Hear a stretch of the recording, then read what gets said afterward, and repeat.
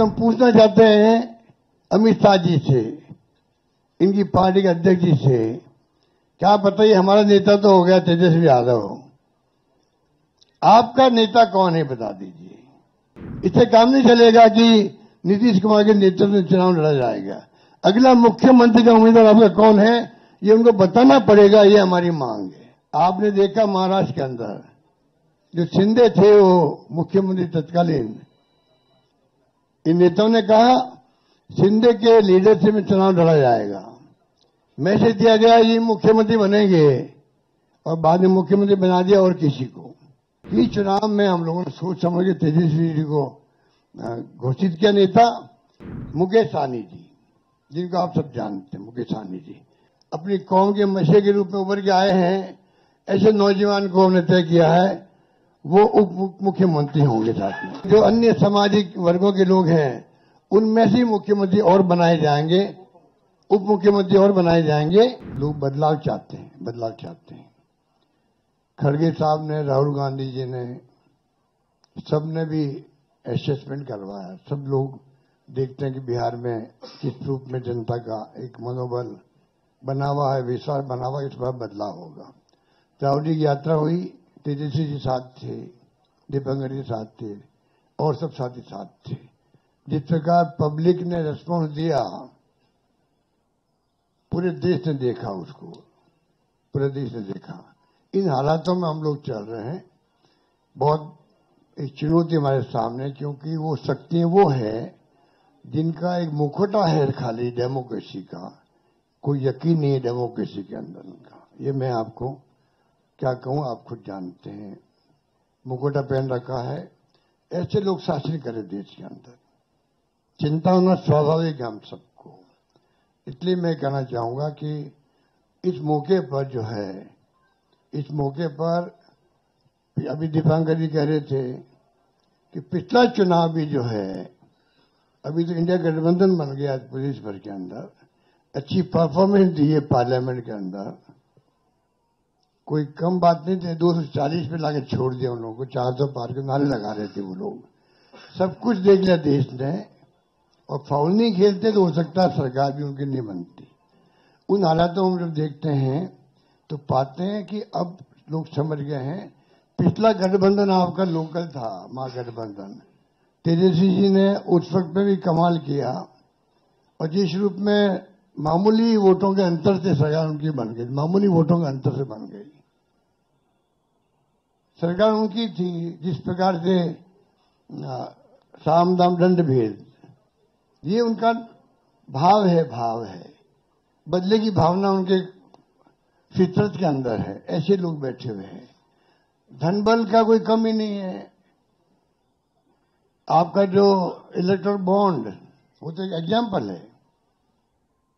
Supreme court ने कहा unconstitutional है ये। इतने कैसे काम चलेगा? जो पैसा जमा है उनके पास में, जो खेल खेल रहे हैं देश के अंदर, चुनाव को प्रभावित कर रहे हैं, सरकारों को गिरा रहे हैं। मॉडल अलग अलग है उनका।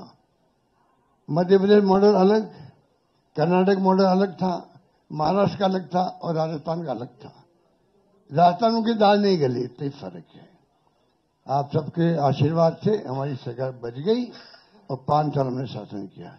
उन्होंने कमी नहीं रखी थी सरकार गिराने के लिए। उस माहौल में देश में जो हालात बन रहे हैं, ये भी मॉडल है चुनाव जीतने का भी। किस प्रकार फाउल खेलो, किस प्रकार गुमराह करो, लोगों को भ्रमित करो, झूठे वादे करो, झूठे आरोप लगाओ विपक्ष पर। यही राजस्थान में भी किया हमारे। मैं तो अपने अनुभव से कह सकता हूं, हमारी सरकार बन सकती थी इसे बात।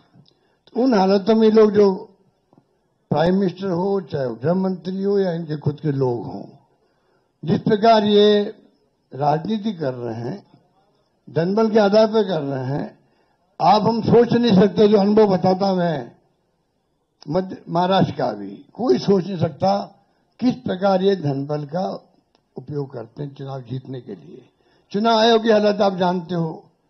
ऐसा चुनाव आयोग, मैं 50 साल से राजनीति कर रहा हूं और मैंने देखा है केंद्रीय मंत्री के रूप में भी, और मुख्यमंत्री 3 बार में रहा हूं। ऐसा माहौल इलेक्शन कमीशन में, इतनी बदतमीजी, इस प्रकार का व्यवहार विपक्ष के साथ में मैंने कभी नहीं देखा आज तक। उनके पत्र भी आएंगे खड़गे साहब के पास में, किसी के पास में, तो लैंग्वेज लिखी होगी, वो आप सोच सकते हो कि क्या स्थिति बनती है, क्या लिखते हैं। प्रेस कॉन्फ्रेंस करेंगे, क्या आरोप लगाते विपक्ष पे, ऐसा कभी आज तक नहीं हुआ। लोगों को विश्वास उठ रहा है इलेक्शन कमीशन से भी, चाइना में भी और रशिया में भी इलेक्शन कमीशन है, वहां पे भी। तो चुनाव वहां एक पार्टी जीतती है, तो क्या हम अपने मुल्क को उस दिशा में जाना चाहते हैं?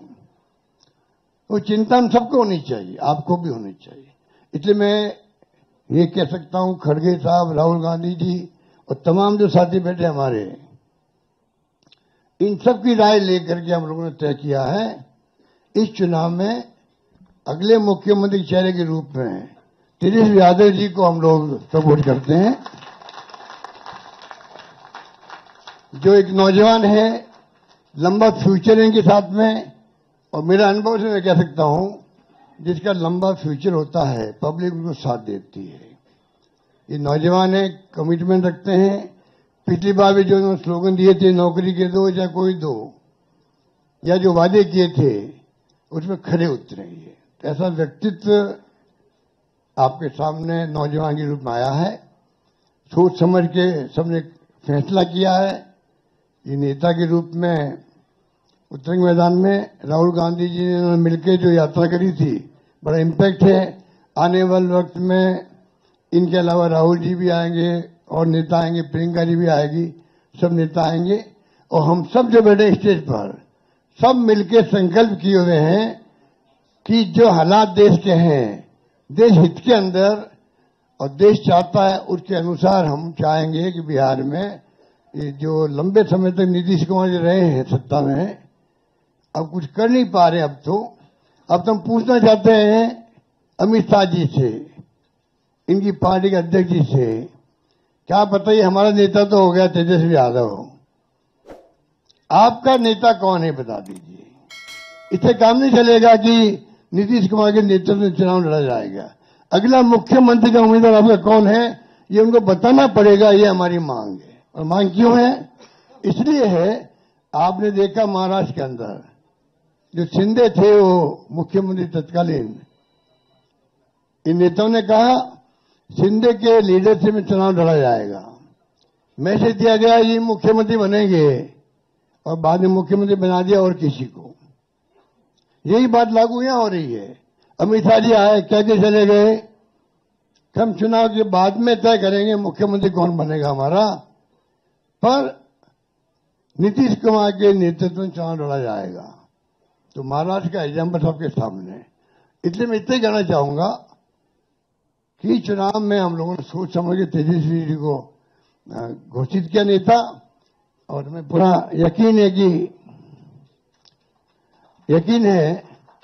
कि जो है तेजस्वी जी की घोषणा करना मायने रखता है। साथ में सबकी राय बनी है कि जो हमारे अन्य पिछड़ा वर्ग के साथी हैं, मुकेश सहनी जी, जिनको आप सब जानते हैं, मुकेश सहनी जी, जो एक संघर्ष करते हुए यहां तक पहुंचे हैं, अपनी पार्टी बनाई है, अपनी अकल होशियारी से, अपनी मेहनत से बनाई है, गरीबों के मसीहा के रूप में, अपनी कौम के मसीहा के रूप में उभर के आए हैं। ऐसे नौजवान को हमने तय किया है वो उप मुख्यमंत्री होंगे। साथ में